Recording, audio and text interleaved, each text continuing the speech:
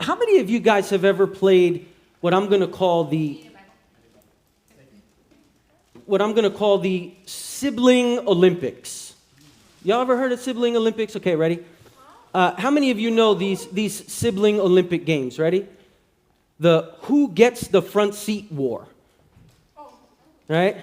How many of y'all have ever played the sibling Olympics of who gets the front seat? What's the magic word that you have to cry out? Right? Or maybe about this. Some of y'all are gold medal winners in that Olympic game, right? Or the other sibling Olympic war, the who finished the snacks mystery. How many of y'all have, did you lose or win the who finished the snacks mystery, right? Sibling Olympics, right? Have you ever played that? Boy, I went in the closet and I was looking for the snack and it's not there anymore. Who took the last bag of Doritos, right? The who finished the last snacks mystery, right? Or what about this one? They always get away with everything drama. Ooh, that's a popular one. Who's played that sibling Olympic gold medal game? They always get away with everything drama, right? Is it always somebody? You said it's always the younger sibling? Is it always the younger sibling that wins and gets away with it? I feel like the parents are just worn out. but vote from those who have 5 kids. By the time you get to the last one, you're too exhausted, right? Everybody gets a gold medal, right? Okay. Right? Who gets the front seat, right? Who finished the snacks? They always get away with everything, right? You ever have these sibling Olympics in your family, right? Family relationships, to me, they're full of moments like this, right? They're full of moments like this. Rivalry, goofiness, good times, dramatics, fighting, frustrations, right? And in our series on family this month, we're discussing how to live like Yeshua in our families, right? Amid the rivalry, goofiness, good times, dramatics, fighting, and friction, right? Last week, for the series itself, we're touching on the series and we're discussing it according to 3 basic relationships, right? Your relationship with your parents, your relationship with your siblings, and your relationship with other believers, right? That's how we're going to view this series of family for these next couple of weeks, right? So last week, we read the Gospel of Luke, the 2nd chapter, and we read the Gospel of Luke, the 2nd chapter, and we made 2 key observations. Can you jump that slide, James, please? There we go. And we made 2 key observations about your relationship with your parents, right? Based on Yeshua's interactions with his own parents. The first one was, although your parents will struggle to understand you, right, verse 50, they will still try to understand you, right? Verse 51. And the second observation we made was that nevertheless, despite that struggle for parents, right, like Yeshua, you as children need to stay faithful to God first, verse 49, and obedient to your parents, verse 51, right? So this week I want to make 2 more observations based on a different text here. The 2 observations are this: the dangers of distractions and the importance of time with God. The dangers of distractions and the importance of time with God. Right, so up front, I want to make a real clarification here, and I'm going to say this. How many of y'all first have siblings? Right? How many of y'all got siblings? Do we have any only children in the room? Right, we got 1. Man, okay, we got a couple, maybe online. If somebody's listening, we got at least 1 or 2, right? So I want to make this clarification beforehand. Why? Because you're going to say, all right, Joshua, this is a conversation about siblings in family and how we utilize that relationship, right, to live out, the life and character of Yeshua. I don't have siblings, so see ya, TikTok, right? No, there is still something to be said for those of us who are only children. So let me clarify this, right? Quite simply, and listen close, only children have to work harder. Only children have to work harder, right? Remember the underlying kind of theme, or one of the underlying principles of this series, right? The family is the training ground for all community life. The family is the training ground for all community life. Remember that God, as community, Trinity, created humanity, right? And instructed them to be fruitful and multiply. So the first community God creates to look like God's self is family, right? So family is the training ground for all other community life, right? So an only child, they've got to intentionally seek opportunities in their neighborhood, sports teams, school, social circles, wherever it may be, so that they can grow as they would with a sibling, where in these cases, right, an only child doesn't have a sibling, right? So as you listen this morning, I want you to listen very closely for how the Lord can apply this to your own siblings and your own relationship with your siblings. And if you're an only child, I want you to listen to how the Lord can apply this to your social circles, right? I mean, all of us really, and we're going to get there next week in large part, is all of us really have those friends that are like family, right? They may not be your biological family related by blood or marriage, but man, they're like your sister or like your brother. I mean, maybe sometimes in some situations even closer, right? So I want you to listen, whether you have literal siblings or you're an only child, listen for how the Lord can apply this to your actual siblings or to your social circles, right? All right, so if you've got your paper Bibles, turn with me to the Gospel of Luke. The Gospel of Luke. Last week we were in chapter 2. This week we're in chapter 10. Luke, chapter 10. And we're going to the very end of the chapter 10. We're going to verse 38. And we're going to read through the story of what's known as the Mary and Martha story. Luke, chapter 10, verses 38 through 42. All right, if everybody's got it, we're good. If you don't have a paper Bible in your possession, just scoot close to somebody next to you and kind of share, and I'll read through Luke chapter 10, verse 38 to 42. And now it happened as they went, that's Yeshua and his disciples, that Yeshua entered a certain village, and a certain woman named Martha welcomed him into her house. And she had a sister called Mary, who also sat at Yeshua's feet and heard his words. But Martha was distracted with much serving, and she approached him and said, "Lord, do you not care that my sister has left me to serve alone? Therefore, tell her to help me." And Yeshua answered and said to her, "Martha, Martha, you're worried and troubled about many things. But one thing is needed, and Mary has chosen that good part, which will not be taken away from her." Isn't it true that in every family, that even in the same family, the very same household, siblings can be really different from one another, right? Very different. They can have different priorities, different personalities. They can even, in some cases, relate to the Lord very differently, right? So, in light of our text here, I want to quickly discuss a few principles. And again, make these observations that we're talking about. The first is the dangers of distractions, and the second is the importance of time with God, right? So, let's give a little bit of context here. Let's give a little context here. In my view, this text, I know it's called like the Mary and Martha story, right? How many of you guys have actually heard this at least once before reading it just now together, right? It's called the Mary and Martha story. And while this is about both sisters, I think this story is in large part about Martha. And let me say this, historically, I kind of feel this way about Thomas, if you've ever heard like doubting Thomas, right, in the Bible, one of the 12 disciples, right? Gets a bad reputation, right? I think Martha gets a little bit of a bad rap, right? She gets a little bit of a bad reputation. So let's cut her some slack. And what do I mean by this? In this story, Martha demonstrates a few like really good qualities, right?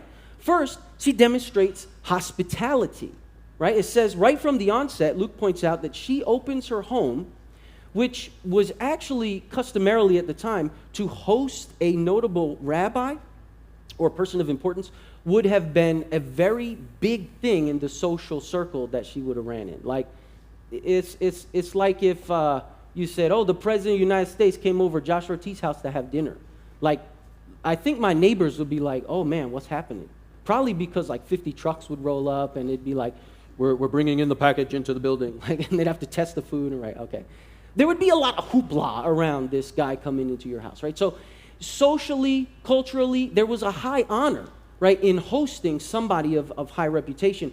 So she was demonstrating hospitality by opening her home, right? She gets a bad rap. She was hospitable, right? The other thing is, I think she had a servant's heart. Now, you might say, well, maybe, but I think she demonstrated a sound heart attitude of servitude, right? She wanted to make preparations for Yeshua's visit. If somebody important was coming over your house, well, let's say maybe somebody you hoped was going to be your boyfriend or girlfriend, and they were coming over your house, wouldn't you like be scurrying around so everything was perfect, right? So everything ran smoothly. Your hair was on point, your outfit was nice and fresh cut, you don't even have that crease in your sneakers, and you're like, Mom, what are you going to cook for dinner? Because like we ain't playing right now. Like he's coming, and he likes chicken, right? Or whatever, right? You'd want to make sure that all the preparations like are in place. You smelling fresh, like the whole 9 yards. She had a heart of servitude. She wanted the preparations for this experience to be meaningful. I think she had a heart for servitude. Now, I want to take that with a grain of salt because culturally, the women were expected to serve. Now, y'all understand that even in this country, it wasn't until a very recent generation that even women had the right to vote, right? So women throughout history, especially in the Bible, were culturally, what's the word? I don't want to say second-class citizens, but they had a place and a role, right, that was subjugate to men, right? So the woman would have never been expected to sit at the feet where Mary was. The woman would have been expected to get up in that kitchen and get stuff ready for the guy that's coming, right? Because that was the expectation for women, right? Now, I don't have the time to get into how Yeshua really liberates women from their social positions, but let's just say that in large part, I think she had a heart of servitude, but she also had a cultural expectation that she followed, right? That she followed. And then let's not forget that there's a social risk here, right? So the hospitality, inviting him over, is important because she has a notable person in her home, and then she's serving that person and his disciples, her guests. But you have a social risk, right? We know throughout the Gospels that when people align themselves with Yeshua, there is a social risk. Your family will cast you out. The synagogue, right, we see in many instances where Yeshua is interacting and, in fact, healing people, are casting out those who are healed, right? Any alignment with Yeshua at that time could have been a cultural risk, like risk losing friends, risk losing social status, risk, like, imagine if just by having faith in Yeshua and saying, I want to have faith and honor and spend time with Yeshua, you got kicked out of here and you could never see some of your friends from this place. Now, I mean, it may be hard to envision because we don't practice that here, but just imagine that we lock the door and kick you out, and anybody who said, Caitlin's coming in, lock the door, stop, she cannot come in. And then, like, Camille from security is by the door and it's like, sorry, Caitlin, we can't let you in, I'm sorry. You're not allowed here anymore. Why? Because you've aligned yourself with Yeshua. This sounds so crazy in our Western, first world American culture, but you have to understand that at the time, she could have been taking a significant cultural risk of being an outcast, being separated, being excommunicated. Now, we do experience that today, but all the more so back then, right? What am I trying to say? Martha should get not such a bad rap, right? Cut her a little bit of slack. Cut her a little bit of slack. She was hospitable. She had a heart of servitude. She took a social risk. But she was distracted. She was distracted. Look at verse 40. Look at verse 40. Chapter 10, where we are, verse 40. And the text says that Martha was distracted. This is Luke's commentary saying that she was distracted. Verse 40. Martha was distracted with much serving, right? With much serving. Now, Depending on what translation you have, and several translations kind of frame this with wording that is a little bit different. I had to go back to source text, meaning let's use a little bit of the Greek. So we're going to geek out a little bit for some of y'all who want to do this, right? Little source text thing. The Greek here that's used for distracted is a compound word that literally means to be drawn away, right? To be drawn away, perispato. To be drawn away, right? And this is certainly used like when I say, are you distracted? What do you think I'm saying?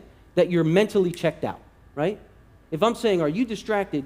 You're probably thinking you're mentally checked out.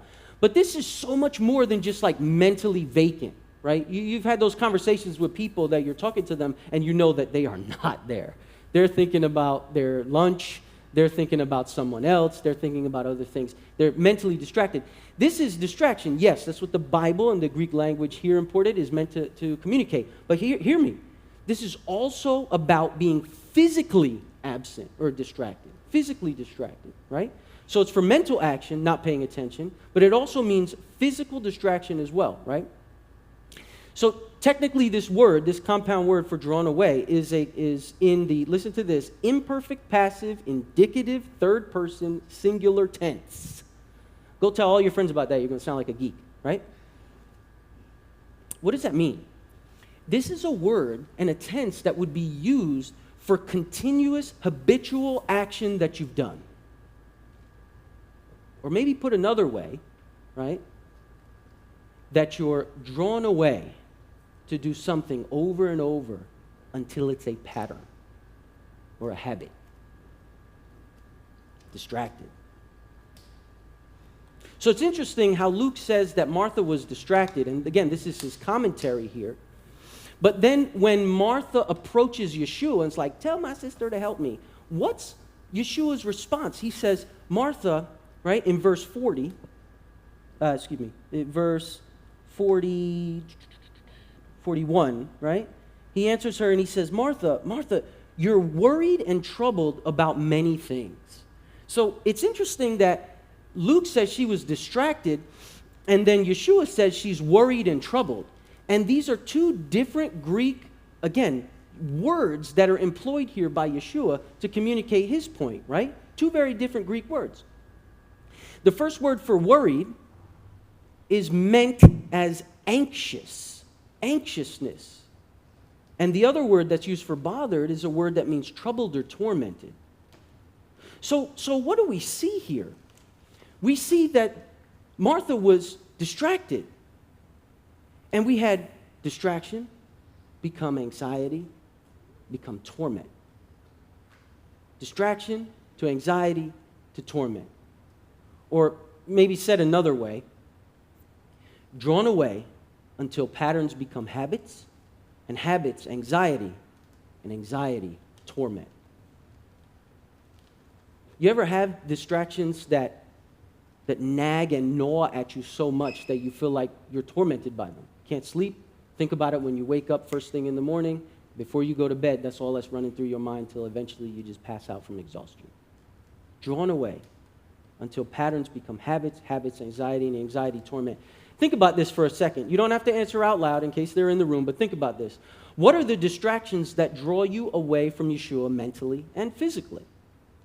Who are the distractions that draw you away from Yeshua mentally and physically? When are the distractions that draw you away from Yeshua mentally and physically? And where are the distractions that draw you away from Yeshua mentally and physically? Right? As a result, Martha tries to make her concerns Mary's concerns. Right? What does she say? She says, tell her to help me. Right? So have you ever had somebody try to draw you away with their own distractions? To distract you when you're not distracted, but their distractions suddenly become your distractions. Right? Maybe you don't know what I'm talking about. Maybe none of y'all have been asked to play video games until all hours of the night, right? Instead of maybe doing homework. Or constantly, do any of y'all have, because I have them, do any of you guys have that person that constantly sends you like Instagram and TikTok like videos and reels? But like so much so that like you look at your phone and you're like, dude, what do you do with your life? Like, you physically have to be on the phone all day, every day to be sending me this stuff. And like Reddit threads and all of this stuff. And just clouding my cell with nonsense and noise, distractions. Or that person maybe who's always consumed, distracted, drawn away, and anxious over gossip. You ever had that person that tries to, you're not even concerned about who they want to talk about, and all of a sudden that one person gets around and they always got something to say about everybody else who's not there. That gossip person, right? That all of a sudden, instead of having an actual meaningful conversation, you are drawn away by gossip. And if it's the right kind of gossip, maybe the juicy kind, maybe the kind that you are peripherally involved in, all of a sudden now that distraction becomes your anxiety and maybe even your torment. Look at what Yeshua says in verse 42. Verse 42, Yeshua says, "But one thing is needed, and Mary has chosen the good part." And some translations say the better part, "which will not be taken away from her."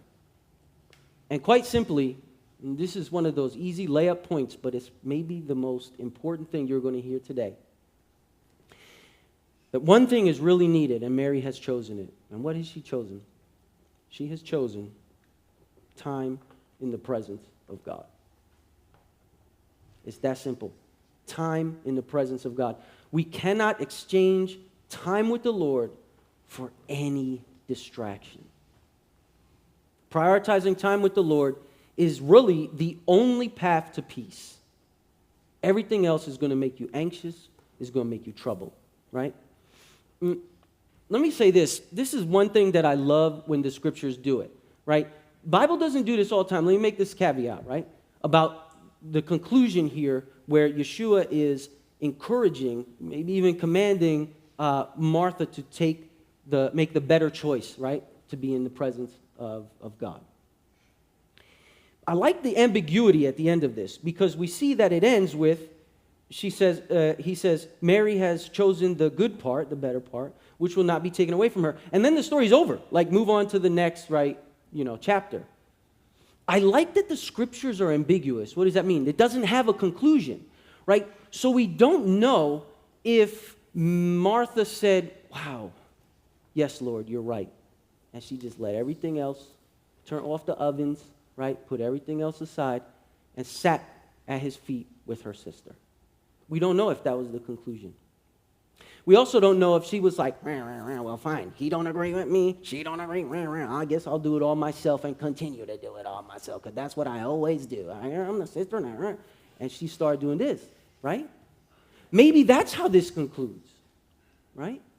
And maybe her distractions and her anxiety and her torment got the best of her and pulled her away from the time with God that her sister chose, right? I love when the scriptures do this because it's indicative of the human experience.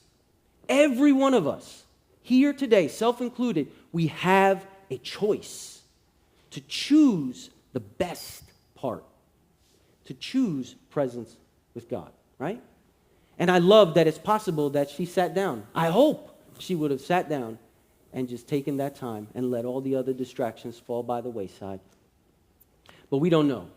And I think that's because the choice is decidedly ours to make today. All right? Decidedly ours to make today. Choose the best part. All right. What I want to do right now is I want to have a very small, very brief prayer time, okay? And then we're going to move into small groups. We've got a handout as we've done in all our weeks past recently. But I want to pray very specifically because I can stand up here and I can talk about distractions and say, be free of them. But that's like telling an addict, stop doing drugs, right? Like, I mean, if it was that easy, I wouldn't be doing drugs, or be under a bridge or something like this, right? Stop being a jerk. Well, if it was that simple, right, I could just be an awesome person. This is difficult, is what I'm saying. And we need mutual peer support, and we need a beeline to God to pray. So what I want to do is, and you don't have to share the distraction, but is there anybody who this week, and if the answer is no, we go right into small group. Does anybody this week feel like, man, I have been really wrestling with legit distractions to the presence of God? Just simple time with God. I've had distractions, right? Look, I put both hands because me, yes, definitely, especially with my job and some stuff going on, I've had a lot of distractions. I want to pray for the people who have specific distractions from this week. I think we all going to either have had them this week or we're going to face them. But let's pray for the people who've had distractions.